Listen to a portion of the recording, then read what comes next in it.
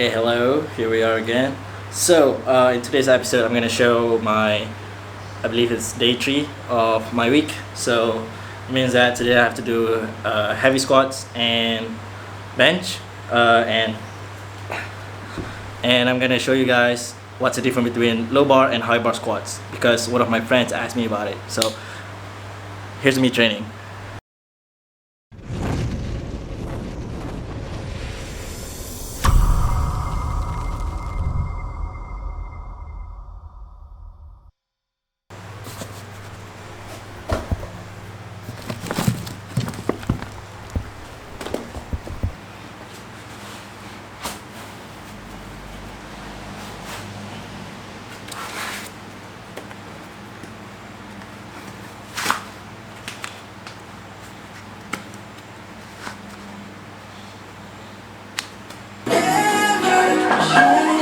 Give me a reason to keep my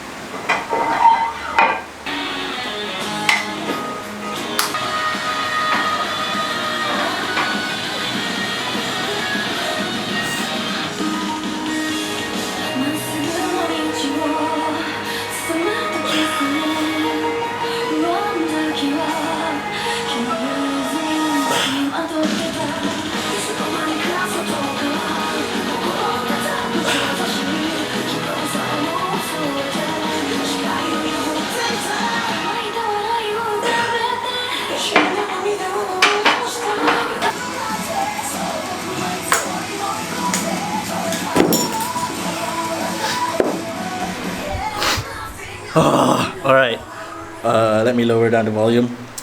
Okay, so that was my top triple.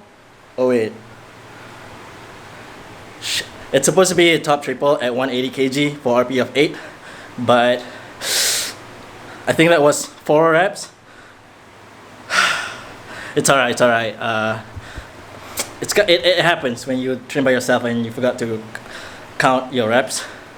So I did my top triple, and now I just have back down sets at 3x5 of RPE of 7 or 6. I'm thinking about doing like 165 kg maybe, and I have bench afterwards. And then after bench, I'll show you guys on what's the difference between a low bar and a high bar squat. This is because one of my friends asked me about it. And sorry about the noise outside. It's pouring rain in Malaysia right now, and I gotta finish this workout fast because I got something to do later tonight. Alright, I'll see you guys after my back down sets.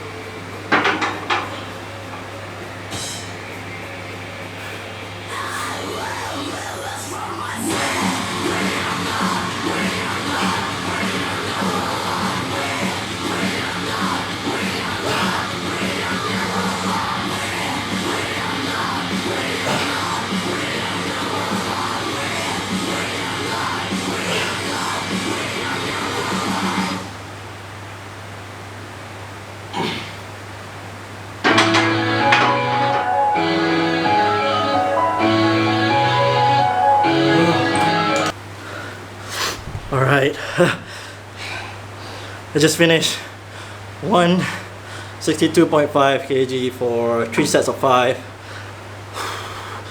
Right, okay, so I lied. I'm not gonna bench first. I'm just gonna do this explanation first on the difference between a low bar and a high bar, because one of my friends asked me about it. So just like the title, a high bar versus a low bar, it's just as simple as that. It's just the position of the bar on your back. So a high bar is you putting the bar around slightly above your trapezius or your trap muscle, versus a low bar, which essentially usually will be, people usually put it at slightly below your traps, which is near your scapular area, where you're gonna see a shelf, usually in this area where I'm gonna show the picture over here. And you can see that line over there, which that's, once you retract your scapula, that line is going to be slightly horizontal, that you can put the bar there. Also, it changes on how you squat basically. The bar path should be, you know, straight up and down, like there's no wiggling and stuff like that, unless for some reason you're like me, where your bar path is never straight and you're too lazy to fix it. I don't know, not really, I'm just used to it. And like the way you squat, in my opinion, is just because like I do both high bar and low bar. With high bar, I do it off season just because it uses a different muscle that I want to develop over the off season versus the low bar, which I compete with. And like, you know, you get fatigued too much from doing the same thing over and over again, unless, you know, you don't want to grow. So you would only do one type. But a good athlete would do both at different times, you know. And like with high bar, for me, it puts slightly more pressure on my lower back when I do my hard bar. But I'm also slightly more upright on my high bar, and one of the differences between a high bar and low bar is that with high bar, your knees tend to fall slightly over your toes, which is very fine, which I usually do. But you know, some people, they say it's not fine until Squat University said, oh, squatting with your knees over the toes is fine. And all these coaches who told me that, you know, knees over toes is bad, is now trying to preach that knees over toes is good. Like, come on man, find your own thing. And also with high bar, I can't really use these flats that I usually use. But when I do high bar, I usually use my old squat shoes, which are these Adidas Lifestyle. This is not a paid advertisement by Adidas, but I do recommend this if you want a higher heel. Because they are called squat shoes or weightlifting shoes doesn't mean that you need them to squat. You know, it's actually better to squat barefoot, unless okay, to be honest, when I did my cert with USAPL, I asked them that question, like, hey, should I ask my athlete to use heels or flats? And the head coach of USAPL said, to be honest, it's mainly on your athlete. So if you guys feel comfortable in heels, in like squat shoes, then go ahead, use it. If you're not comfortable with it, go barefoot. You know, it's so simple. But definitely not use your running shoes. Like, you know, your freaking Air Maxes that probably some personal trainers use. I don't know, but just don't use your running shoes when you squat. You know, it's not stable.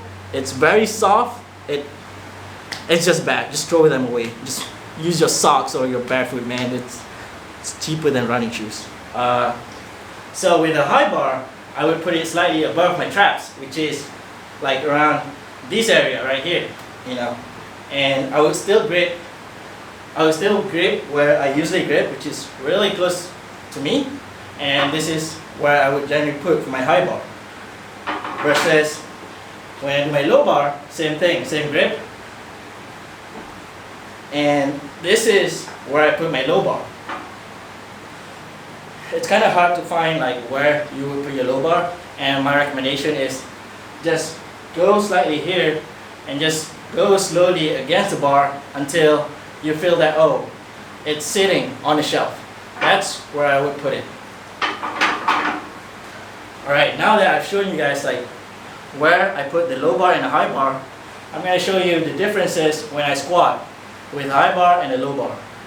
So generally with the low bar, my torso will be slightly more tilted forward, and you're gonna see all about moment arms and torque and stuff like that. If you want to know about that, yeah, that's probably gonna be in like a different episode. But right now I'm just gonna show real quick on how a low bar versus a high bar when you move your squat. So with the low bar, just get into position.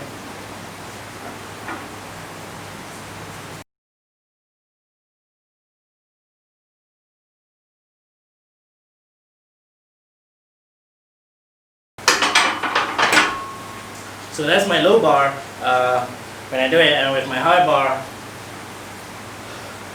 I'm gonna have to change to my squat shoes again just to show this. And then with the Adidas Lifestyle, it comes with this boa thing that, you know, it's just a funny thing, and it looks kind of cool where you can do. All right, back to the video. I'm sorry. So with the high bar, you're gonna see me in a higher, like in a more upright torso angle, and also my knees are going slightly over my toes, which again I said it's fine. All right. So here we go.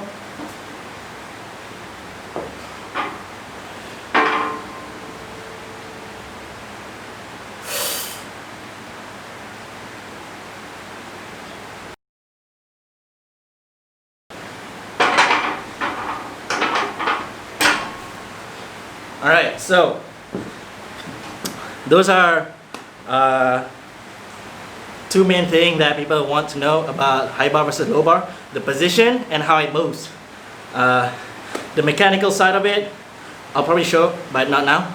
If you guys want to know about it, ask me, and you know, it's just a Q&A. So the reason why I'm doing this video is because one of my good friends, Haikal, he actually asked me about. I want somebody to see it, I'm sorry. Okay, here. So, the reason why I'm doing this video is because one of my good friends from pre-college when I did A-level asked me about it. So, here's his question. As you guys can see, I don't even know if you guys can see it, but essentially I'm putting this as a Q&A. He asked me about the difference between low bar and high bar, and which is good, which is better. I would say none is more superior than the others, because okay, a lot of like powerlifters do low bar, but there's also a lot of like good lifters that do high bar, such as John Hack, which he's a 93 kilo powerlifter that I don't know, I think he did more than 700 pounds with high bar.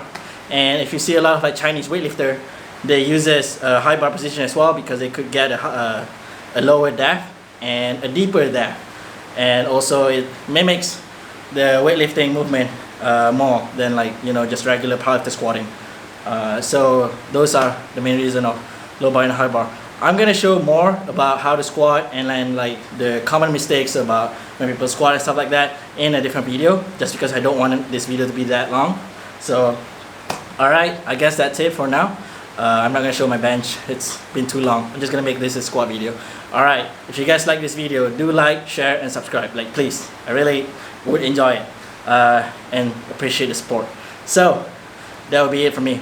I'll see you guys in the next video. Thanks.